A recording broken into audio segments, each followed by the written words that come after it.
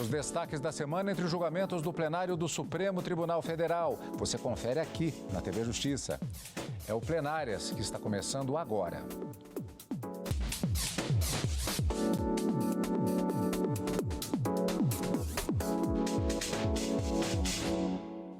Hoje com os principais momentos das sessões dos dias 24 e 25 de maio de 2023.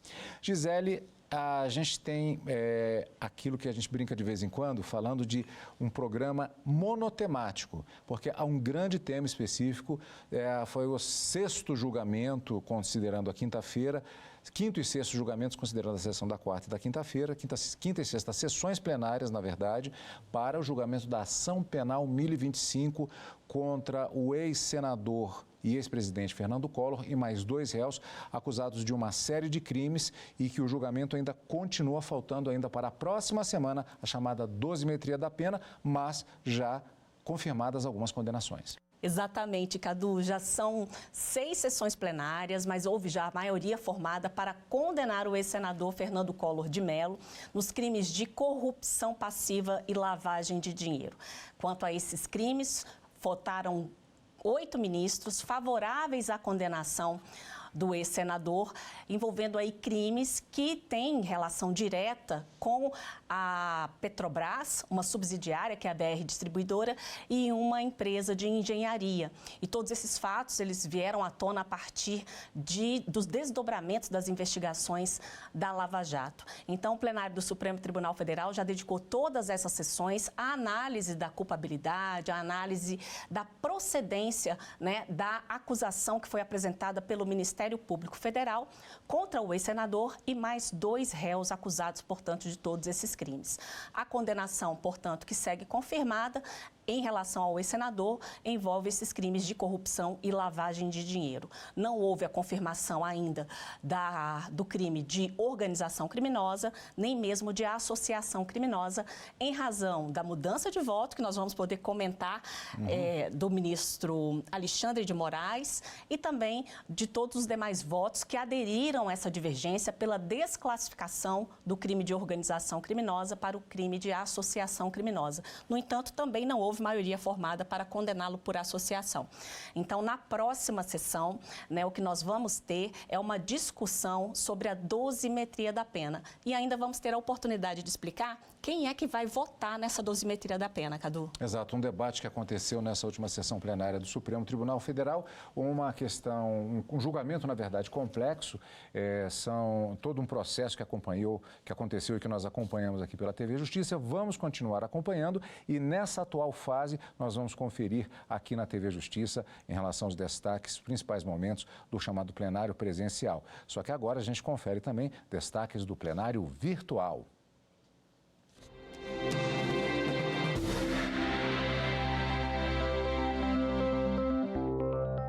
O plenário virtual do Supremo derrubou o decreto que reduziu o número de integrantes do Conselho Nacional do Meio Ambiente. A repórter Marta Ferreira tem os detalhes.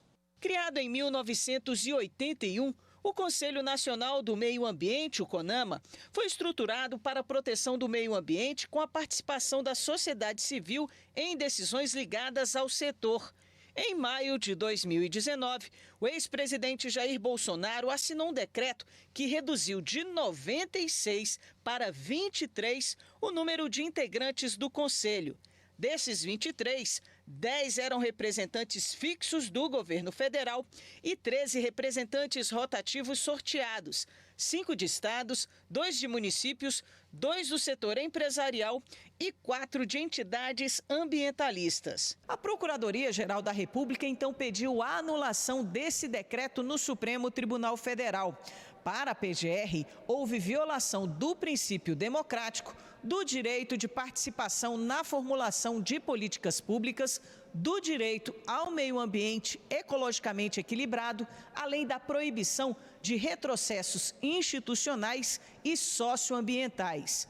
Segundo a ação, o desequilíbrio entre representantes de interesses exclusivamente ambientais e os que representam outros interesses prejudica a função do Conselho na elaboração de políticas de proteção ao meio ambiente pela coletividade.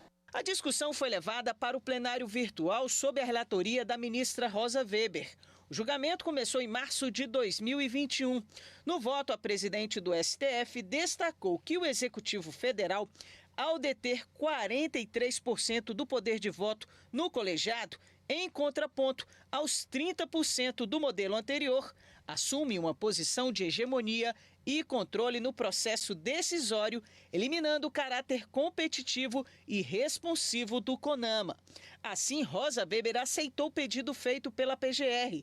Só que um pedido de vista do ministro Nunes Marques suspendeu o julgamento, que foi retomado agora. Ele apresentou o voto vista seguindo o entendimento da relatora.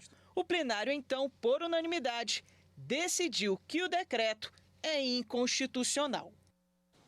O ministro Gilmar Mendes, do Supremo, liberou um pedreiro do Paraná de ser julgado pelo Tribunal do Júri por homicídio, com base em testemunhas que apenas ouviram boatos sobre o crime.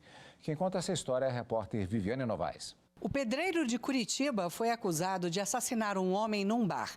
Ele chegou a ficar preso quase 8 meses.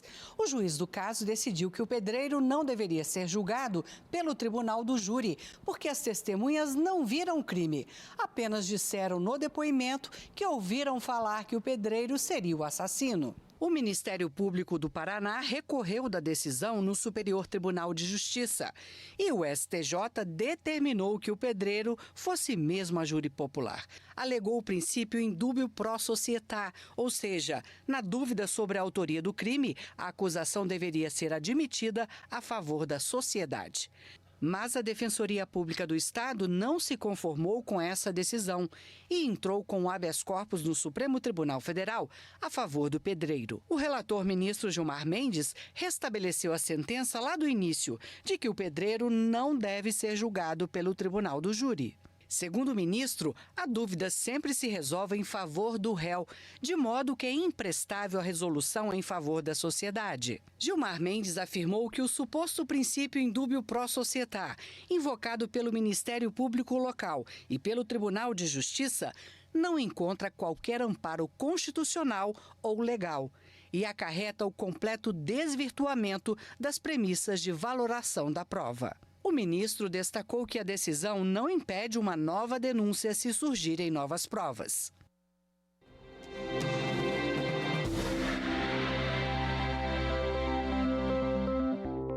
E hoje a gente destaca também a movimentação nas turmas do Supremo Tribunal Federal. Está em análise na segunda turma do STF o processo que discute a validade de oitiva de réu que fechou acordo de delação premiada. O caso diz respeito à Operação Lava Jato. Repórter Marta Ferreira.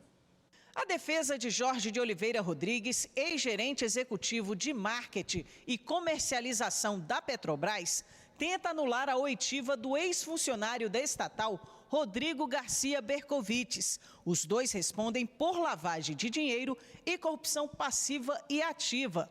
Só que Rodrigo Garcia fechou um acordo de delação premiada com o Ministério Público Federal. A defesa de Jorge de Oliveira então recorreu ao Supremo, alegando que a oitiva provocaria a reabertura da fase de instrução do processo, indo contra a tese de que o delatado deve falar depois do delator.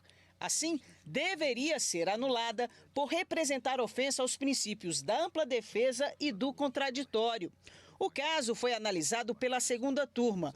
O ministro Edson Fachin é o relator, que negou o pedido por entender que o procedimento adotado pelo juízo de origem encontra-se em consonância com a essência da orientação do Pleno do Supremo Tribunal Federal. O juiz de primeiro grau demonstrou a necessidade e adequação da diligência determinada para a elucidação de pontos controversos que se originaram na instrução criminal. E, ao deferir a medida, assegurou ao recorrente e aos demais réus, a possibilidade de requerer a realização de novo interrogatório após a oitiva do colaborador premiado, fecho a citação. Por isso, diante das particularidades deste caso e dessas circunstâncias que narrei, reafirmo a decisão agravada no sentido de que não há ilegalidade a ser sanada pela presente impetração. O ministro Gilmar Mendes divergiu do relator por entender que houve violação da boa-fé objetiva. Ainda que as negociações tenham sido sigilosas, o argumento utilizado pelo Ministério Público para requerer o depoimento ocultava as tratativas negociais. Tanto era inválido que foi indeferido pelo magistrado em 16/1/2020. No entanto, a partir da notícia quanto à homologação da colaboração premiada de Rodrigo Garcia Belkovich, ocorrida em 22/1/2020, data posterior, pode-se inferir, acredito, a ausência de boa-fé objetiva do pedido de oitiva formulado, porque não se tratava a evidência de novidade para o Ministério Público, que conduziu as negociações e requereu a homologação da colaboração premiada do coacusado, agora declarante de ocasião. O que houve foi a negociação paralela de benefícios com o colaborador, excluído da relação processual anteriormente, com a finalidade de surpreender a defesa. Depois do voto do ministro Gilmar Mendes, o julgamento foi suspenso após um pedido de vista do ministro Nunes Marques. A condenação do ex-presidente e ex-senador Fernando Collor no plenário presencial do Supremo Tribunal Federal. É o que nós vamos conferir daqui a pouquinho, depois do intervalo, aqui no Plenárias.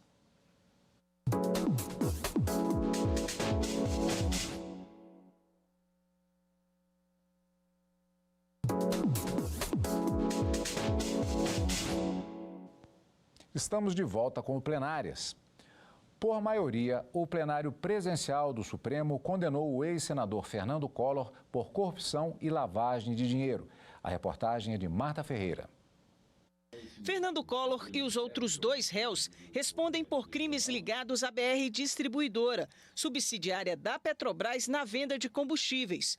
De acordo com o Ministério Público Federal, o ex-senador recebeu propina em troca do direcionamento e superfaturamento nos contratos com a UTC Engenharia.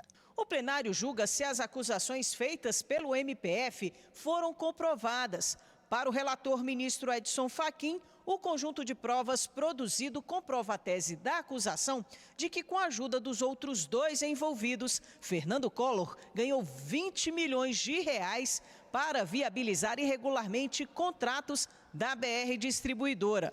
Assim, votou pela condenação de Fernando Collor e dos outros 2 réus. Em razão do concurso material, no tocante às três grandes imputações, corrupção passiva, lavagem de dinheiro e organização criminosa, o total dessa reprimenda soma e proponho que seja imposta a Fernando Afonso Collor de Mello em definitivo, fixando-se em 33 anos, 10 meses e 10 dias de reclusão e o pagamento de 270 dias multa. O voto de Fachin foi acompanhado pelos ministros Luiz Roberto Barroso, Luiz Fux e Carmen Lúcia.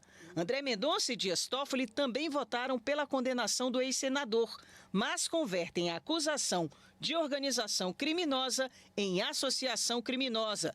Já os ministros Nunes Marques e Gilmar Mendes divergiram totalmente do relator, votando pela absolvição dos réus. O entendimento é de que a acusação teve como suporte apenas depoimentos e documentos produzidos pelos colaboradores premiados, sem provas independentes que indiquem o recebimento de propina.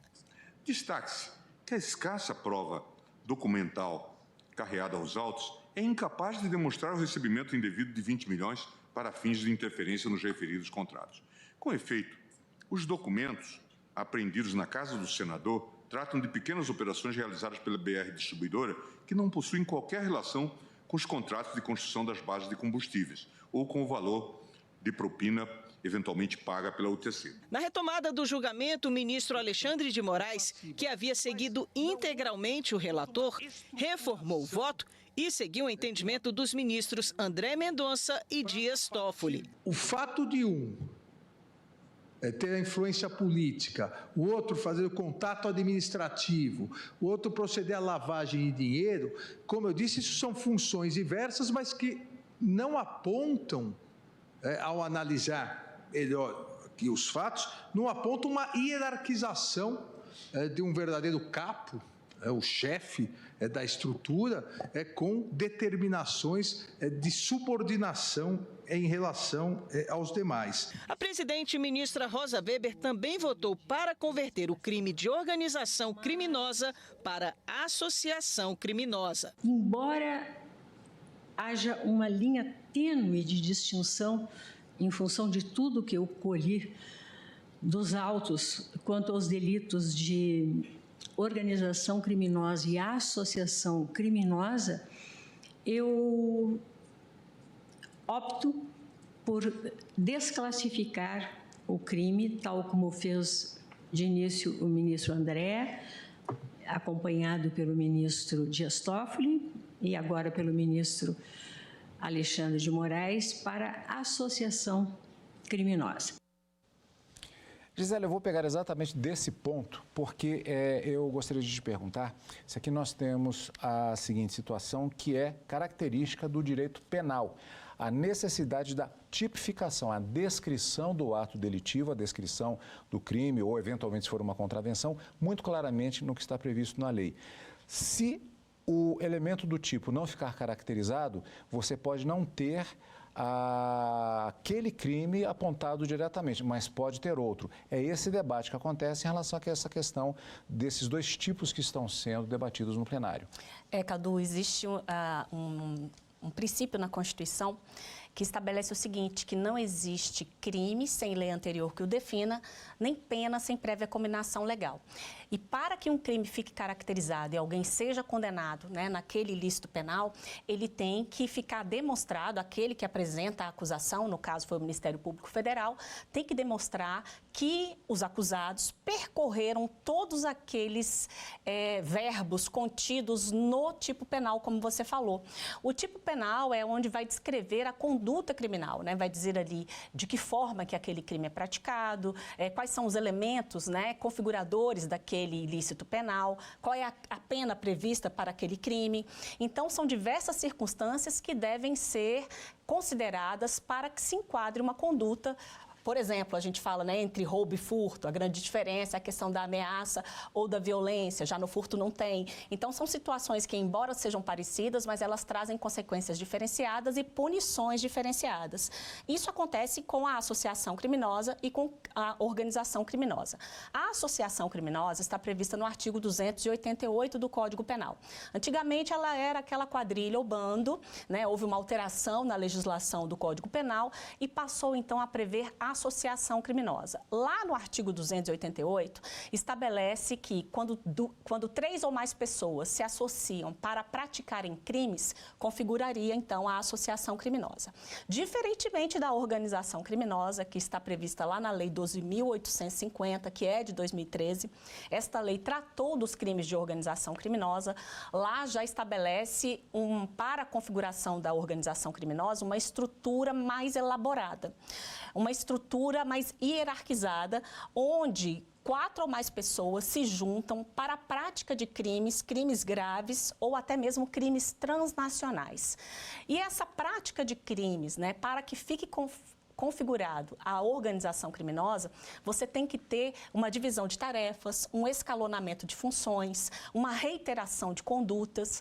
Então, são situações, não se trata meramente de uma reunião esporádica ali de 3 pessoas se juntam para praticar determinado crime, mas seria, né, no caso da organização criminosa, aquela hipótese em que se forma um grupo criminoso cujo objetivo é reiteradamente praticar crimes. Então, há uma diferença, inclusive, na pena. Lá no artigo 288 do Código Penal, que é a associação criminosa, a pena é de reclusão de 1 a 3 anos. Já lá na lei que trata do crime organizado, a pena é de 3 a 8 anos, podendo ainda ser aumentada se houver, por exemplo, a participação de funcionário público. Ela pode ser aumentada de 1/6 a 2/3. Então, isso acaba impactando diretamente na própria caracterização do ilícito penal, na condenação e, consequentemente, na dosimetria, na fixação da pena que vier a ser declarada. Então, o que nós tivemos aqui no julgamento, né, no caso da ação penal envolvendo o ex-senador Fernando Collor de Mello, é que 4 ministros entenderam que houve o crime de organização criminosa e outros 4 ministros entenderam que houve o crime de associação criminosa. Então, nós não tivemos maioria nem em relação a um, nem em relação a outro crime. Nós só tivemos maioria em relação à corrupção passiva e à lavagem de dinheiro.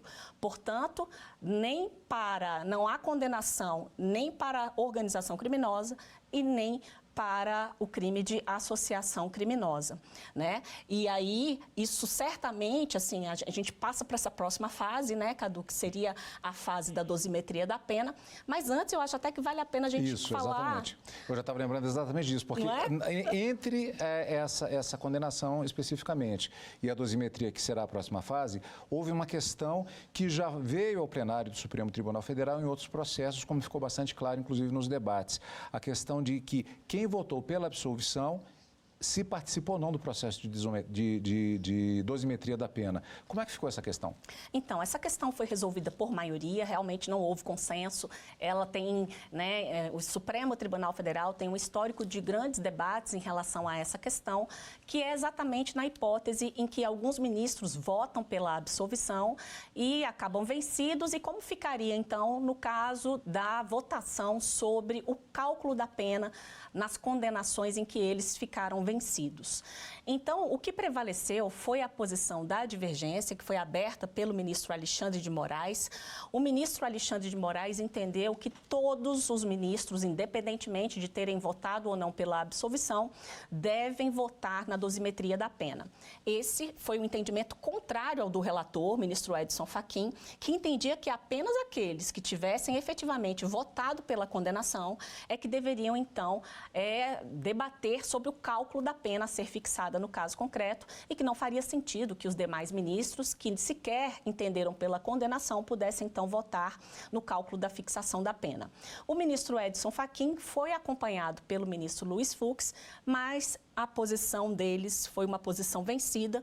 Então, a questão de ordem foi resolvida, uma questão de ordem levantada pela própria ministra-presidente do STF, ministra Rosa Weber, e ela foi decidida no sentido de que todos os ministros vão poder participar da dosimetria da pena, levando-se em consideração o princípio da colegibilidade. Agora, nessa nova fase, portanto, que terá prosseguimento na próxima sessão plenária do Supremo Tribunal Federal, nós teremos justamente a necessidade de cálculos que estão baseados na lei e em cada uma das situações que estão enumeradas por essa condenação. A gente tem como resumir como é que será feito esse debate? Então, Cadu, normalmente o Código Penal ele estabelece aí uma diretriz para que os juízes, no cálculo desta pena, né, possam, na verdade, fixar ao quanto definitivo, né, aquele valor final da pena que vai ser aplicada no caso concreto. Então, o nosso sistema é o sistema trifásico de fixação da pena. Então, nós vamos ter ali, primeiro, a fixação de uma pena base. Depois dessa pena base, a fixação, vão ser verificados se há elementos, circunstâncias atenuantes ou agravantes, e depois se há circunstâncias, causas de aumento ou de diminuição de pena. Essa pena base, ela é fixada levando em consideração o crime, as circunstâncias em que esse crime aconteceu, quais foram os danos, né, os impactos dos danos, e o artigo 59 do Código Penal traz toda essa diretriz na fixação desta pena base. Agora, houve inicialmente ali um direcionamento do ministro Edson Fachin quanto à fixação da pena em 33 anos, mais uma pena de multa, colocando inclusive o dever de indenização solidário entre os réus em relação aos cofres públicos, mas em razão, né, das condenações que restaram aprovadas pelo plenário do Supremo Tribunal Federal, é provável que haja, portanto, uma adequação dessa proposta inicial, já que não houve a condenação pelo crime de organização criminosa, nem pelo crime de associação criminosa. Então, a partir, né, daquilo que o plenário do STF decidiu durante esta semana, nós vamos ter, portanto, uma adequação em relação a isso. E eu acredito que ainda também teremos alguns debates, porque é preciso ainda definir, Cadu, se se os réus vão ser condenados no caput, se vai ser na forma qualificada, né? Se vai acontecer ali a hipótese do crime continuado, se vão considerar que foi apenas um crime de corrupção e um crime de lavagem de dinheiro, ou se foram vários crimes. Então, tudo isso será ainda objeto de debate na próxima sessão do plenário do STF. Que será a 7ª sessão dedicada ao julgamento desta ação penal. Nós vamos acompanhar. E a edição de hoje do Plenárias, ela fica por aqui. Lembrando que você acompanha o Plenárias também pelo canal da TV e Rádio Justiça, no YouTube, pelo Spotify e pela Rádio Justiça. E, claro, no Direto do Plenário da semana que vem, Gisele, estaremos acompanhando exatamente essa questão, dosimetria da pena e também outros processos que estão previstos para julgamento tanto na quarta quanto na quinta-feira. E quem quiser conferir tudo o que aconteceu no Supremo durante a semana, poderá também conferir no podcast Supremo na Semana, em que você vai conferir junto com a Mariana e também com o Mauro, aí todas as informações referentes às principais decisões do STF. Que pode ser conferido, então, o podcast tanto no Spotify quanto nos nossos canais, canal do YouTube, por exemplo, ou na sua plataforma de áudio favorita. E lembrando que a sessão plenária do Supremo Tribunal Federal é transmitida ao vivo no nosso canal do YouTube e que o nosso arroba é @Rádio e TV Justiça. Como sempre, muito obrigado pela sua companhia. E continue conosco aqui, na TV Justiça.